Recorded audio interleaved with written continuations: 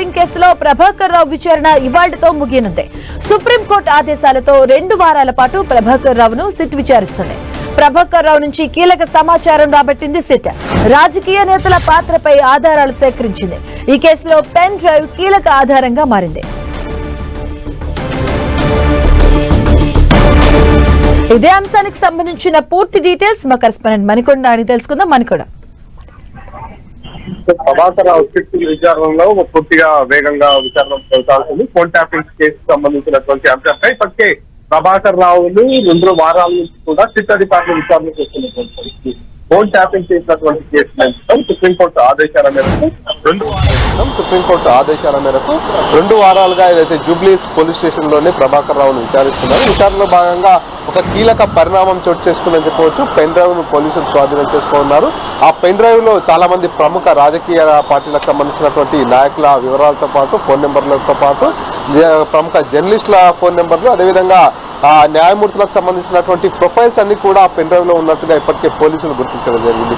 So ఈ నేపథ్యంలోనే SIT అధికారులు విచారణ అయితే వేగవంతం చేస్తున్నారు. ముమ్మరంగా విచారిస్తున్నటువంటి పరిస్థితి. ఎవరైతే ప్రభాకర్ రావును ఇప్పటి వరకు కూడా ఏదైతే జూబ్లీ హిల్స్ పోలీస్ స్టేషన్ లోనే సిట్ అధికారులు విచారణ కొనసాగిస్తున్నటువంటి పరిస్థితి.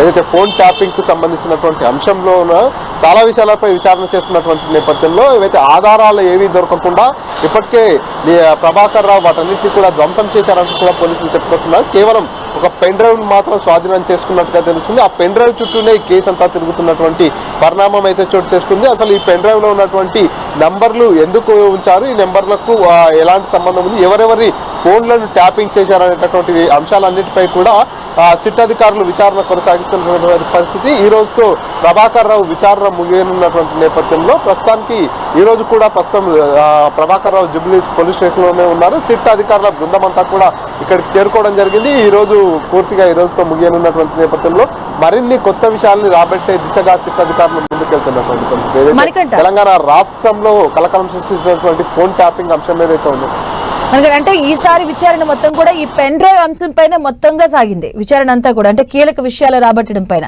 సో ఈ రోజుతో విచారణ ముగుస్తుంది. సో తదుపరిగా పరిణామాలు ఎలా ఉండే అవకాశం ఉంటుంది? ఎగ్జాక్ట్ ఎందుకంటే మొదటి నుంచి కూడా ప్రభాకర్ రావును విచారించేందుకు పోలీసులు సమయం తీసుకుంటున్నటువంటి నేపథ్యంలో కొంత ప్రభాకర్ రావు విచారణకు సహకరించట్లేదు, విచారణకు రావట్లేదు, హాజరు కావట్లేదు అనేటటువంటి అంశాలని పోలీసు వర్గాలు వెల్లడించినటువంటి నేపథ్యంలో సుప్రీంకోర్టులో పిల్ దాఖలు చేయడం జరిగింది. ఈ నేపథ్యంలోనే సుప్రీంకోర్టు ఆదేశాల మేరకు పూర్తిగా పోలీసులకు సహకరించాలి, పోలీసుల ఎదుట లొంగిపోవాలంటూ కూడా సుప్రీంకోర్టు ఆదేశాలు జారీ చేసినటువంటి నేపథ్యంలో ప్రభాకర్ రావు ఇటీవల ఏదైతే జూబ్లీ పోలీస్ స్టేషన్కి వచ్చి లొంగిపోవడం జరిగింది. ప్రభాకర్ రావు లొంగిపోయినప్పటి నుంచి 2 వారాల పాటు సిట్ అధికారులు ఇక్కడే జూబ్లీ పోలీస్ స్టేషన్ లోనే ప్రభాకర్ రావును విచారిస్తున్నటువంటి పరిస్థితి. ఈ నేపథ్యంలోనే ఈ విచారణలో పూర్తిగా ఆ పెన్ డ్రైవ్ అనేది కీలకంగా మారిపోయింది. పెన్ డ్రైవ్ లో ఉన్నటువంటి ఫోన్ నెంబర్లు, కొంతమంది ప్రొఫైల్స్ ఆధారంగా విచారణ అంతా కూడా కొనసాగుతున్నటువంటి పరిస్థితి.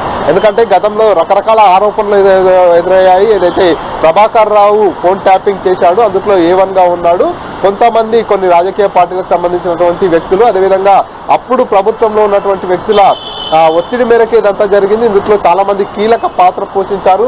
కొంతమంది ప్రముఖ రాజకీయ నాయకులు, ఎవరైతే ప్రత్యర్థి పార్టీకి చెందినటువంటి రాజకీయ నాయకులు కావచ్చు, కొంతమంది జర్నలిస్టులు కావచ్చు, మరికొంతమంది న్యాయమూర్తులు కావచ్చు, వారందరి ఫోన్లన్నీ కూడా ట్యాపింగ్ కు గురయ్యాయనేటటువంటి పెద్ద ఎత్తున ఆరోపణలు వచ్చాయి. కొన్ని జిల్లాల నుంచి కంప్లైంట్స్ కూడా వచ్చాయి. ఈ నేపథ్యంలోనే పూర్తి స్థాయిలో ఈ కేసును విచారణ చేస్తాం, ఎవరైతే ఫోన్ ట్యాపింగ్ లో నిందితులుగా ఉన్నారో వారందరినీ కూడా బయట పెడతాం, వారికి ఖచ్చితంగా శిక్ష విధిస్తామంటూ కూడా గతం నుంచి కూడా కాంగ్రెస్ ప్రభుత్వం ఏర్పాటైనప్పటి నుంచి కూడా ప్రభుత్వ అధికారులు కావచ్చు అంతా చెప్పుకొస్తున్నటువంటి పరిస్థితి. ఈ నేపథ్యంలోనే ఈ కేసును చాలా ఛాలెంజింగ్ గా తీసుకున్నటువంటి నేపథ్యంలో ప్రభాకర్ రావు A1 గా ఉన్నటువంటి నేపథ్యంలో తనను విచారణ చేస్తున్నటువంటి పరిస్థితి. దీనికోసం సిట్ అధికారులంతా కూడా వేగంగా ముందుకెళ్తున్నారు. సుప్రీంకోర్టు ఏదైతే నియమాల్ని ముందుంచిందో ఆ రకంగానే పూర్తిగా ప్రభాకర్ రావు విచారణ అంతా కూడా కొనసాగుతున్నటువంటి పరిస్థితి. తాజాగా ఏదైతే సిట్ అధికారుల ముందు ప్రభాకర్ రావు ఎక్కడ కూడా నోరు విప్పట్లేదు, ఎలాంటి సమాచారాలు కూడా పూర్తి స్థాయిలో ఇవ్వట్లేదు అంటూ కూడా చెప్పుకొస్తున్నటువంటి తరుణంలో ఏదైతే పెన్ డ్రైవ్ లభించిందో ఈ పెన్ డ్రైవ్ చుట్టే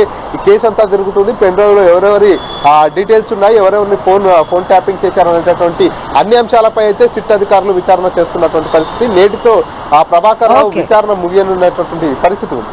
రైట్, థాంక్యూ మణికంఠ.